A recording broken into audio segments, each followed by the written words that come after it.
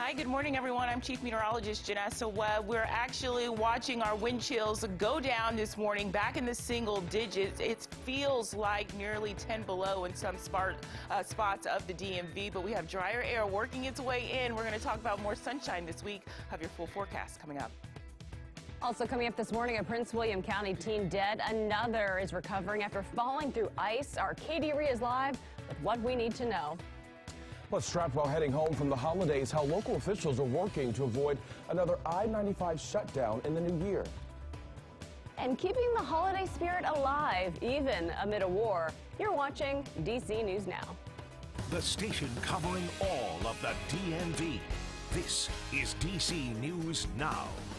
Well, good morning and thanks for waking up with us this day after Christmas Monday. I'm Tanaya Wright. And I'm Corey James. Good morning to you. Let's turn things over and take a live look outside this morning. A chilly start to the final week of the year, but Chief Meteorologist Janessa Webb is joining us this morning. What can we expect, Janessa, in the forecast? Oh, man, it's clear and cold this morning, so not too much has changed here over the weekend. I know Friday we started with all this cold weather. It's surging in, especially out towards Garrett County, west of I-81. Still feeling like on your skin this morning in the single digits. Now, the positive news, we're going to gradually warm up throughout your afternoon into your mid-afternoon to tomorrow. We're back in the 40s, actually. So this forecast continues really to get better. Now, high pressure and drier air is well to the north of us. And so we're going to see a ton more sunshine as we step into the next 24 hours. We do have a wind chill advisory in place out towards Cumberland, across 68 just south of that. And that's going to last until about mid-afternoon, and then we're actually going to see all of the wind chill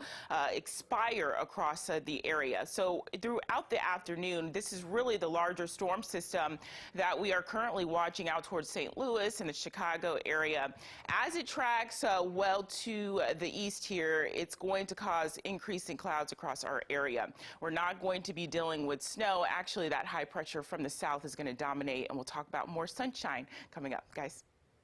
All right, Janessa, thank you. The devastating winter storm that slammed much of the U.S. will continue this week. The storm's already killed at least 34 people across the country. It's expected to take more lives after trapping people inside homes and knocking out power to tens of thousands of homes and businesses. The extreme weather stretched as far as north as the Great Lakes, all the way down to Rio Grande on the U.S. border with Mexico. Now to more devastating news out of Virginia this morning. A teen is dead after falling through the ice. DC News Now's Katie Rhee is live outside the golf course where it all happened. And Katie, tell us how this all unfolded.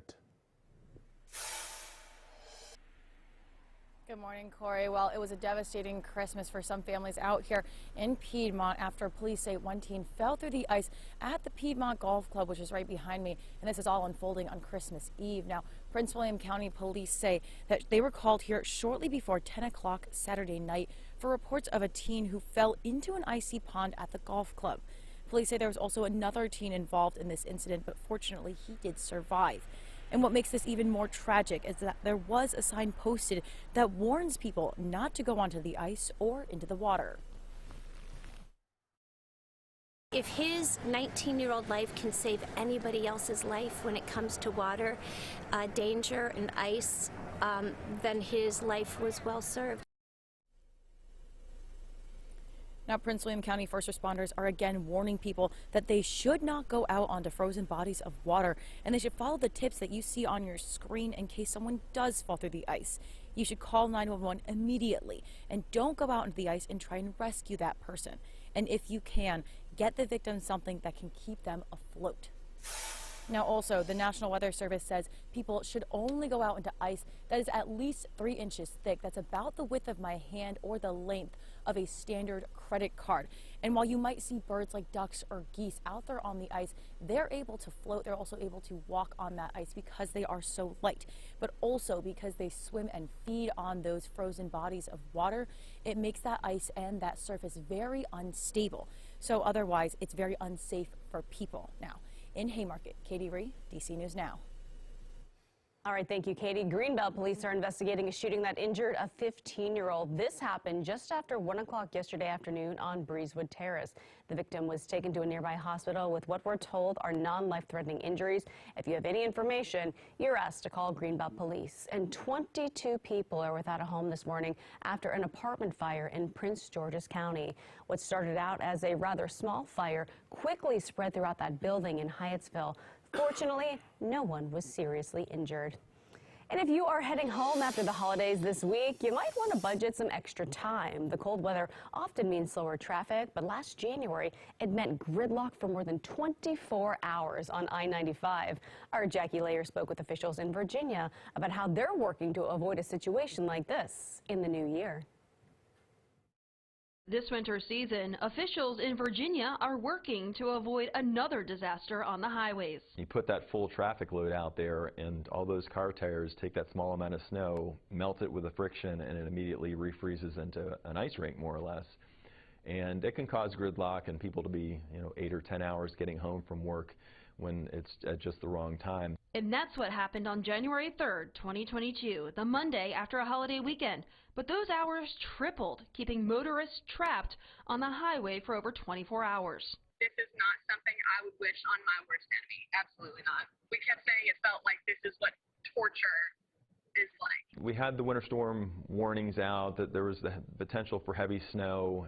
I think a big part of it for this particular event was coming out of the holiday weekend and being able to reach people when they're not in their normal routines, especially travelers. People are not doing their normal things. As we approach the one-year anniversary of one of the worst traffic nightmares in state history, DC News Now talked with the National Weather Service Baltimore-Washington office and VDOT about what went wrong on January 3rd and how we can avoid a traffic disaster from shutting down one of the busiest interstates in the country. I think if a very similar setup happened again, it would probably go better.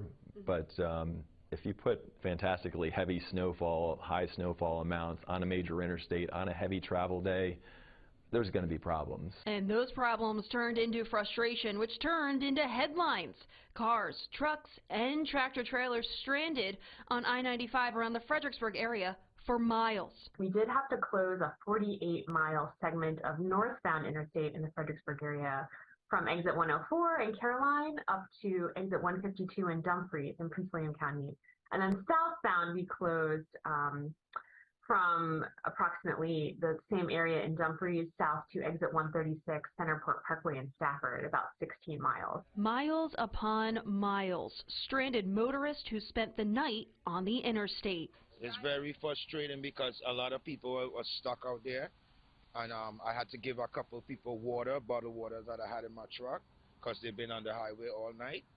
Yeah, it's stressful with kids in their car too. Which kept travelers on the road for over 24 hours. It very quickly became kind of gridlocked conditions. And so many of the resources that we were trying to get to help clear some of the disabled tractor trailers, clear some of the crashes, they really were not able to get to the scene because really people were stopped on shoulders and really we weren't able to have the mobility we really needed to get the lanes clear. We are no strangers to snow and ice in the DMV, so how can we prevent a recurring nightmare? Both agreed on one thing. Get the word out as much as you can, keep as many people off the roads as you can. On the messaging front, really again just being, I think, a little bit more aggressive, clear, and really making it giving travelers information, I think, that's actionable. For some travelers who were stuck on the interstate, they felt like they were left in the dark. There was never any information on when we were going to move or when it was going to be over. That was our biggest question was, is this ever are we just going to live here now? Do we just live on the interstate? If you're hitting the roads this winter season, here's what you'll need to remember. Keep a bundle of cold weather gear in your car, such as extra food and water, warm clothing, a flashlight, ice scraper, blankets, medications. Make sure your tires are properly inflated and have plenty of tread. Keep at least half a tank of fuel in your vehicle at all times. Never warm up a vehicle in an enclosed area such as a garage, and do not use cruise control when driving on slick roads. And don't forget to tune in to our forecast and stop by the DC News Now website, along with our mobile apps for the latest updates on the go. The most up-to-date weather information is going to help keep you safe.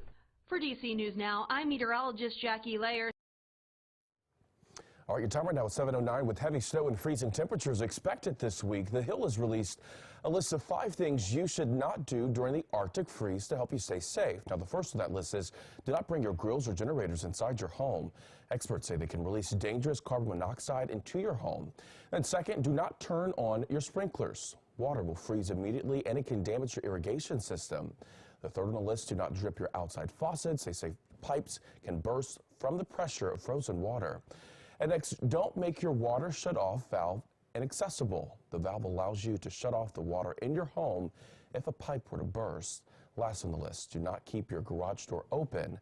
And they say keeping the door closed will allow your home to warm up quicker and also protect pipes inside your house. As the nation deals with these sub-freezing temperatures this week, ice can cover sidewalks and roads. We all know this. Well, that ice can cause a lot of accidents, including falls that could lead to serious injuries. Professor Shirley Redek from Purdue University shared some tips on how to avoid falling. To avoid falling on an icy surface, the first thing you want to do is slow down. It's better to arrive late at an appointment than to end up in the emergency room. Secondly, you want to make sure that your footwear is appropriate and has the right amount of traction. And then third, when you're out walking, keep your hands out of your pockets. If you start to lose your balance, you can use your hands to break the impact of the fall. Now, 1 out of every 5 falls results in serious injury, so it is important to know how to minimize the damage a bad fall can do to your body. All right.